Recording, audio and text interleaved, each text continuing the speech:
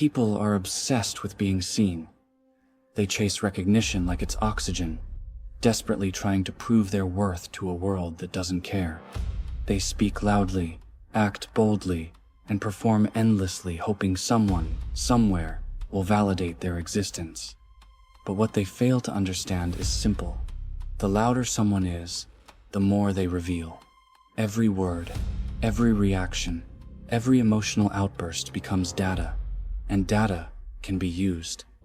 The world is not built for the honest. It's built for the observant.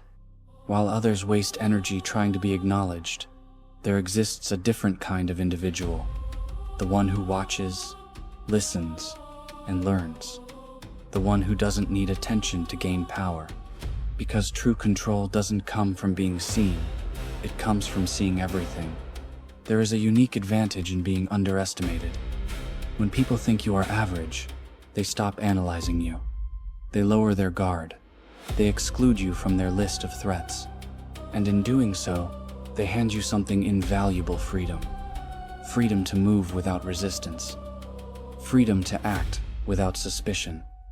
Freedom to control outcomes without interference. Most people fear being overlooked. They associate invisibility with weakness, but that is their mistake. Invisibility is not weakness, it is camouflage. It is the ability to exist within a system without being targeted by it. While they fight for dominance in plain sight, you operate beneath the surface, shaping events in ways they cannot perceive until it's already too late. Humans are predictable. Not because they lack intelligence, but because they are governed by emotion, anger, pride, fear, attachment. These are the chains that bind them. They react instead of thinking. They lash out instead of calculating. And every emotional reaction creates a weakness that can be exploited. To control the game, you must first eliminate the part of you that plays like everyone else. Emotions are not tools, they are vulnerabilities. The moment you allow anger to dictate your actions, you've already lost control. The moment you seek approval, you've handed power to someone else. True strength lies in detachment, in the ability to act without hesitation, without guilt, without the need for justification. The reality most refuse to accept is this: society is not built on fairness, it is built on utility. Every individual has value only in what they can provide. Skills, influence, intelligence, loyalty, these are currencies. And like any system driven by value exchange, those who understand it can manipulate it. You don't need to dominate everyone physically. You don't need to prove superiority through force. You simply need to understand people well enough to position them where they benefit you. Some will act as shields, some as weapons, some as distractions, and most won't even realize the role they've been assigned. Control is not loud. It doesn't announce itself. It doesn't demand attention.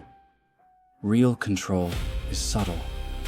It's the quiet shift in direction that no one notices until the outcome is already decided. It's influencing decisions without appearing involved. It's creating results without leaving fingerprints. Anyone can act strong when they're in the spotlight. But true dominance exists in the shadows, when you can alter the course of events without being recognized as the cause that is power. Not temporary, fragile power, but absolute control. Most people fear being alone because they depend on others to define themselves. They need validation, companionship, reassurance. Without it, they feel empty. But dependence creates weakness. Because the moment you rely on someone else for stability, you lose control over yourself. Solitude is not something to fear. It is something to master. When you are alone, there are no distractions, no external expectations, no emotional interference, just clarity. And in that clarity, you become sharper, more precise, more dangerous, because someone who needs nothing cannot be controlled. At the end of the day, the world doesn't reward effort. It rewards results. It doesn't care how hard you tried, how much you struggled, or how noble your intentions were. The only thing that matters is the outcome. So you have two choices. You can continue playing by rules designed to keep you average, seeking approval, reacting emotionally, chasing recognition, or you can step outside that system entirely. Become someone who observes instead of reacts, someone who calculates instead of hopes, someone who wins without ever needing to prove it. Because the most dangerous person in the room is the one no one fully understands. Everyone talks about potential as if it's something valuable. They praise it, admire it, and cling to it like it guarantees success. But potential is meaningless. It's nothing more than a possibility, a fragile concept that exists only in the absence of action. People use it as an excuse to delay effort, convincing themselves that one day, when the time is right, they'll become something greater. But the truth is far simpler and far more brutal. Potential without discipline is just wasted capability. The world is filled with people who could have been extraordinary, but chose comfort instead. They relied on talent, waited for motivation, and believed that desire alone would carry them forward. It never does. Because in reality, the gap between who you are and who you could be is built entirely on what you do when no one is watching. Motivation is unreliable. It comes and goes, fluctuating with emotion, environment, and circumstance. One day, you feel unstoppable. The next day, you feel nothing. And most people stop the moment that feeling disappears. They depend on motivation because it makes effort feel easier. But discipline doesn't care how you feel. It doesn't wait for the right mood or the perfect moment. It operates regardless of resistance. It forces action even when the mind resists. And that's what separates those who rise from those who remain stuck. If you only act when you feel like it, you've already lost control, because now your progress is dictated by emotion, and emotion is inherently unstable. Before you attempt to control outcomes, you must first control yourself. Your thoughts, your impulses, your reactions, every internal weakness becomes an external limitation. Most people think they lack opportunity, resources, or luck. But in reality, what they lack is control. They procrastinate because they can't override comfort. They hesitate because they fear failure. They react emotionally because they haven't trained their mind to remain stable under pressure. And every time they give in to these impulses, they reinforce them. Control isn't something you claim. It's something you prove through consistency, through restraint, through the ability to act correctly, even when everything in you resists it. Comfort is the most dangerous trap you will ever encounter. Not because it harms you immediately, but because it slowly erodes your ability to endure anything difficult. The more you choose comfort, the weaker your tolerance for discomfort becomes. And eventually, even small challenges begin to feel overwhelming. People don't fail because they're incapable. They fail because they've trained themselves to avoid struggle. They choose ease repeatedly until effort feels unnatural. And by the time they realize it, they no longer have the discipline required to change. If you want to become stronger, you cannot negotiate with comfort. You have to reject it. Not once, not occasionally, but consistently. You are not defined by what you intend to do. You are defined by what you repeatedly do. Every action, every habit, every decision reinforces a version of yourself. And over time, that version becomes permanent. People think change requires a sudden breakthrough, some dramatic transformation that shifts everything at once. But that's not how it works. Change is built through repetition. Small, controlled actions performed consistently until they become automatic. Discipline is not something you turn on when necessary. It is something you embed into your identity. when your actions no longer require effort to maintain, that's when you've truly changed. Most people sabotage themselves because they become obsessed with outcomes.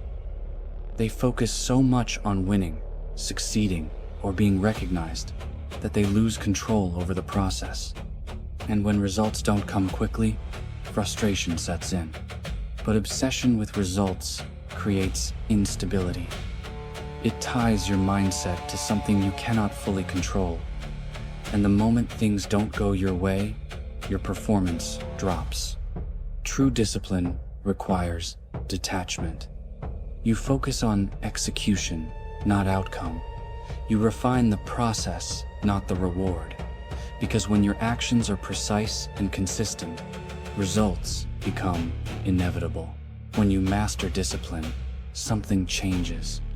You no longer depend on motivation. You no longer fear discomfort. You no longer hesitate under pressure.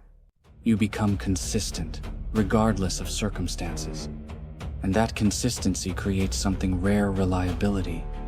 Not in the eyes of others, but within yourself. You know what you're capable of, because you've proven it repeatedly. There's no doubt, no uncertainty, no hesitation. At that point, you don't need to appear strong.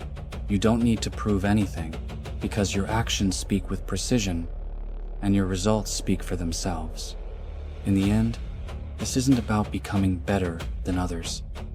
It's about becoming someone who cannot be controlled by emotion, by comfort, or by circumstance. Someone who operates with precision, discipline, and absolute control over themselves. Because once you reach that level, external challenges lose their impact. Distractions become irrelevant. Pressure becomes meaningless. And what remains is a person who executes without hesitation. A person who adapts without resistance. A person who wins not because they got lucky, but because they eliminated every weakness that could have stopped them. That is what it means to become a perfect weapon.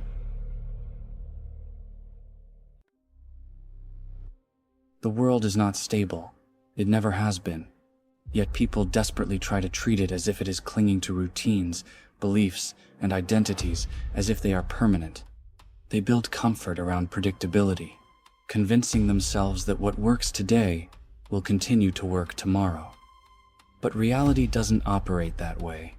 Circumstances shift, people change, systems evolve, and those who fail to adapt get left behind without even realizing it, not because they lacked intelligence, but because they resisted change. They became rigid in a world that rewards flexibility. The truth is simple. Survival doesn't belong to the strongest or the smartest. It belongs to those who can adjust without hesitation.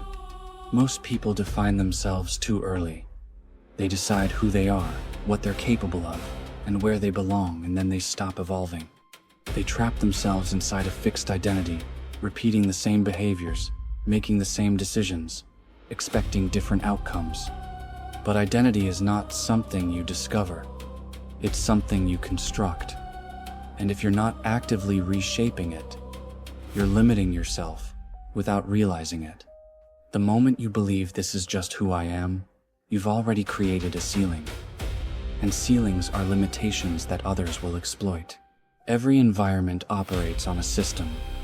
Rules, hierarchies, incentives, weaknesses, patterns that dictate how outcomes are produced. Most people exist within these systems without ever understanding them. They follow instructions, react to changes, and hope things work in their favor. But hope is not a strategy. If you want control, you must first understand the structure you're operating in. What are the rules? What are the loopholes? Who holds influence? Where are the pressure points? Once you see the system clearly, you no longer react to it. You use it. And the moment you start using the system instead of being used by it, the game changes entirely. Adaptation requires one thing most people lack: detachment. Because change often demands that you abandon what's familiar. Old habits, old beliefs, even old alliances. And for most, That creates resistance. They hesitate, not because they don't see the need to change, but because they're emotionally attached to what they must leave behind. That hesitation is what costs them. To adapt effectively, you must remove emotion from the equation. You don't cling to what worked before. You don't resist what's necessary. You assess, adjust, and move forward without regret. Because in a constantly shifting environment, attachment is not strength, it's a liability. Predictability is a weakness. When people can anticipate your actions, they can prepare for them. They can counter you before you even move. And most individuals are predictable not because they want to be, but because they operate on patterns they've never questioned. They react the same way under pressure. They make decisions based on habit. They follow emotional impulses that repeat over time. If you want an advantage, you must break that pattern. Change your responses. Shift your approach. Become someone who cannot be easily read or understood. Because the moment people lose the ability to predict you, they lose the ability to control you.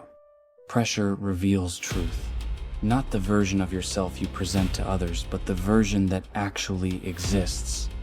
When situations become difficult, when outcomes are uncertain, when stakes are high, that's when your real capabilities surface. Most people avoid pressure because it exposes their weaknesses. They retreat to comfort, where failure is less likely and expectations are lower. But in doing so, they limit their growth. Pressure is not something to escape. It's something to use. Because every high-stakes situation forces adaptation. It forces you to think faster, act sharper, and refine your approach. And over time, what once felt overwhelming becomes normal. Limits are rarely real. They're constructed by past experiences, by fear, by repeated failure. People convince themselves that they've reached their maximum, when in reality, they've just reached the edge of their comfort zone. And instead of pushing beyond it, they stop. But growth doesn't happen within limits. It happens when those limits are challenged, broken, and replaced. When you force yourself into situations that demand more than you're used to. When you operate at a level that feels unstable until it becomes stable. Evolution is not comfortable. It's controlled discomfort, repeated until it becomes strength. In the end, the greatest advantage you can have is not strength, intelligence, or even strategy. It's adaptability. The ability to adjust instantly, to remain unaffected by change, and to operate effectively in any environment. Because no matter how strong someone is, if they cannot adapt, they will eventually fail. And no matter how difficult a situation becomes, if you can adapt, you will find a way through it. That is the difference between those who struggle and those who dominate. One resists reality. The other reshapes themselves to control it.